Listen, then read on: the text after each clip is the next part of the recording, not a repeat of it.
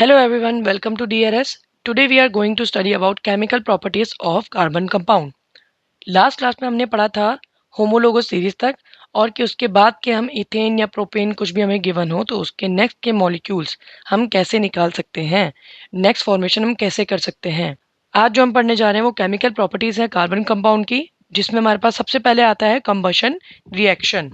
Combustion reaction is a reaction in which a substance burns in the presence of air. तो basically आप अपने compound को लेते हो और उसको एक्सपोज कर देते हो एयर से। प्रेजेंस ऑफ एयर में आपके पास अगर आपको बर्निंग करनी है तो बर्निंग को सपोर्ट करने वाली गैस है आपके पास ऑक्सीजन। तो जहाँ वर्ड लिखा होगा एडिंग ऑफ O2 या the substance is expose to oxygen, तो यहाँ पर समझिएगा कि कंबशन रिएक्शन की बात चल रही है। ठीक है, अब बात कर लेते हैं इनके प्रोडक्ट्स की। प्रोडक्ट कौन कौन से यहाँ पे हमारे पास निकलेंगे? CO2 carbon dioxide, heat, H2O and light. अब यहाँ पे हीट निकल रही है तो थोड़ा सा आप इसको फर्स्ट चैप्टर से कोरिलेट कर सकते हो। हमने वहाँ पर पढ़ा था कॉम्बिनेशन रिएक्शन। कॉम्बिनेशन रिएक्शन में हमने देखा था कि जब कंबाइन करते हैं तो उसमें हीट एग्जिट होती है। जब हीट एग्जिट होती है हम उसे बोलते हैं एक्सोथर्मिक रिएक्शन। ठीक है, तो हम ऐसा भी बोल सकते हैं कि कंबशन रिएक्शन भी एक एक्सोथर्मिक रिएक्शन है क्योंकि इसमें हीट रिलीज होती है। ठीक है, एग्जाम्पल के रूप में देखेंगे तो कार्बन को अगर आप ऑक्सीजन के साथ रिएक्ट करेंगे तो भी आपका CO2 हीट लाइट निकलेगा। अगर आप ब्यूटेनॉल को ले लें, उसको ऑक्सीजन के साथ रिएक्ट करें, तब भी आपकी यही चीज़ निकलेगी। पेपर में कंफ्यूज होने की ज़रूरत नहीं है। अगर ब्यूटेनॉल की जगह आपको इथेनॉल दे दिया जाए, प्रोपेनॉल दे दिया जाए, आपको बस ये याद रखना है कि इनको बर्न करने पे प्रोडक्ट ऑलमोस्ट सेम है, which is CO2 H2O heat and light. तो this was all about combustion reaction, जिसमें आपको कंपाउंड अपना सब्सटेंस लेना है और उसको बर्न करना है या तो प्रेजेंस ऑफ एयर में रख देना है, एक्सपोज करना है, जिसकी वजह से ये सब रिलीज होगा। ठीक है, अब यहाँ पर हम आ जाते हैं फ्लेम की बात, क्योंकि जब आग लगती है तो फ्लेम निकलती है। जो भी सैचुरेटेड हाइड्रोकार्बन होगा, हमने लास्ट क्लास में पढ़ा था सैचुरेटेड हाइड्रोकार्बन में आपका एल्केन्स आता है और अनसैचुरेटेड हाइड्रोकार्बन में आपका एल्कीन्स जो कि डबल बॉन्ड बनाते हैं और एल्काइंस जो कि ट्रिपल बॉन्ड बनाते हैं वो आता है। आप इन दोनों को रिएक्ट करोगे तो इनकी फ्लेम अलग आएगी। ठीक है, सैचुरेटेड हाइड्रोकार्बन में अगर आप बर्न करोगे तो ब्लू कलर की क्लीन फ्लेम आती है और अगर आप उसे अनसैचुरेटेड को बर्न करोगे तो येलो कलर की फ्लेम आएगी और ब्लैक सूती फ्लेम निकलेगी। ठीक है, तो आप आराम से वहाँ पे आइडेंटिफाई कर सकते हो। अगर अनसैचुरेटेड की बात चल रही है तो याद रखिएगा वो आ, किसी ईन या आयन की बात कर रहे हैं। और ये आप कीवर्ड्स अगर अपनी केस स्टडी करोगे आपको यूज होते हुए दिखेंगे, जहाँ लिखा होगा कि एक्स सब्सटेंस को बर्न करा तो उसके पास येलो फ्लेम निकली या फिर it produces sooty flame. So these are the key point आपको ध्यान में ले लेना है कि अगर सूटी फ्लेम का जिक्र हो रहा है तो ऑब्वियसली वो सैचुरेटेड हाइड्रोकार्बन नहीं है। ठीक है ना, तो कभी एमसीक्यूज में ऐसे क्वेश्चन है तो आप आराम से स्ट्राइक आउट कर सकते हो, एलिमिनेशन आप यूज करके भी कर सकते हो। ठीक है, नेक्स्ट हमारे पास है ऑक्सीडेशन रिएक्शन। अब इसके भी कीवर्ड्स याद कर लेते हैं क्योंकि एग्जाम में ऐसा लिखा आता है और हम आइडेंटिफाई नहीं कर पाते। लेकिन अगर आपको केस स्टडी आया है और वहाँ पे कीवर्ड में ऐसे लिखा हो एडिंग ऑफ O2 पे तो ध्यान मत दीजिएगा क्योंकि एडिंग ऑफ O2 आपका यहाँ पे भी था। लेकिन इसमें सबसे अच्छा कौन सा आपका की पॉइंट है? ये वाला। ठीक है, तो जहाँ पर आपका पोटेशियम डाइक्रोमेट या फिर आपका लिखा होगा पोटेशियम परमैंगनेट, तो समझ जाना ऑक्सीडेशन रिएक्शन की ही बात हो रही है। ठीक है, ऑक्सीडेशन रिएक्शन है तो ऑक्सीजन ऐड होगा और यहाँ पे ऑक्सीडाइजिंग एजेंट भी यूज होंगे। आप ऑक्सीडाइज एजेंट को यूज क्यों करते हैं? जब आप ऑक्सीडाइजिंग एजेंट को यूज करोगे तो आपका ऑक्सीजन बढ़ जाएगा। ठीक है, और क्या कीवर्ड है? अल्कोहल से इसमें कार्बोक्सिलिक एसिड में कन्वर्ट हो रहा है या फिर OH से COH में, इथेनॉल से इथेनोइक एसिड में। इनमें से कोई भी चीज़ लिखी हो तो समझ जाना किसकी बात चल रही है, ऑक्सीडेशन रिएक्शन की। कीवर्ड ज़रूर पढ़ के जाएं क्योंकि कीवर्ड से ही केस स्टडी करना ईजी हो जाता है। कभी कभी बच्चों को आंसर आता होता है but they have not figure out कि कौन सा कीवर्ड कहाँ यूज होता है and they mess it up, क्योंकि वहाँ पर आपको केस स्टडी के बाद सिर्फ वन लाइनर या फिर वन वर्ड क्वेश्चन आंसर पूछे जाते हैं। बच्चे छोटी सी बात पे कंफ्यूज हो जाते हैं और ये क्वेश्चन गलत कर देते हैं। तो आपको एग्जांपल याद रखना है यहाँ पे और कीवर्ड याद रखना है कि अल्कोहल और कार्बोक्सिलिक एसिड की बात हो रही है।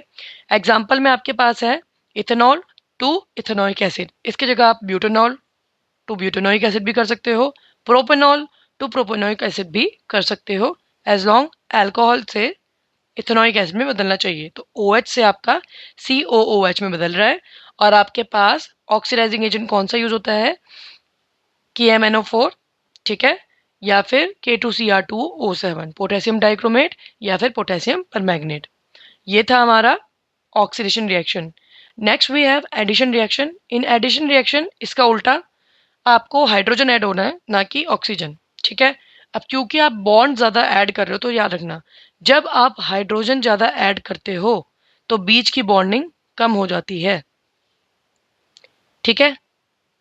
हाइड्रोजन ऐड करोगे आप तो आपका बॉन्ड्स। नेक्स्ट हमारा है एडिशन रिएक्शन। एडिशन रिएक्शन में आप ऑक्सीडेशन का उल्टा करोगे, which is adding of hydrogen. इसमें हाइड्रोजन ऐड होता है, अनसैचुरेटेड से सैचुरेटेड में बदलना हो, ऐसा क्यों?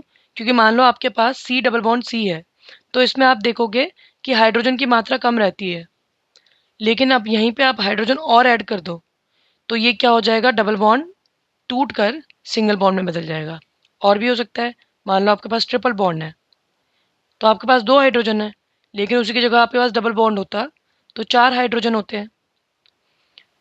तो हाइड्रोजन ऐड होने से होता क्या है, ये बॉन्डिंग जो होते हैं वो बॉन्ड्स थोड़े से बढ़ जाते हैं आपके, और आप हाइड्रोजन ऐड कर लेते हो। तो इसमें जहाँ आप डबल बॉन्ड दे रहे थे, अब वो पूरा का पूरा सिंगल बॉन्ड हो जाएगा। लेकिन इस रिएक्शन में सबसे फेमस नाम आता है हाइड्रोजनेशन। ये question famous he, hydrogenation of vegetable oil.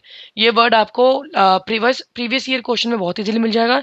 Even आपके प्री बोर्ड में भी ऐसे क्वेश्चन आते हैं जहाँ लिखा होता है कि the conversion of the oil, ठीक है, इज नोन एज डैश। इस प्रोसीजर को क्या बोलते हैं, तो वहाँ लिखा होगा hydrogenation, addition, sorry hydrogenation, oxidation, esterification, saponification.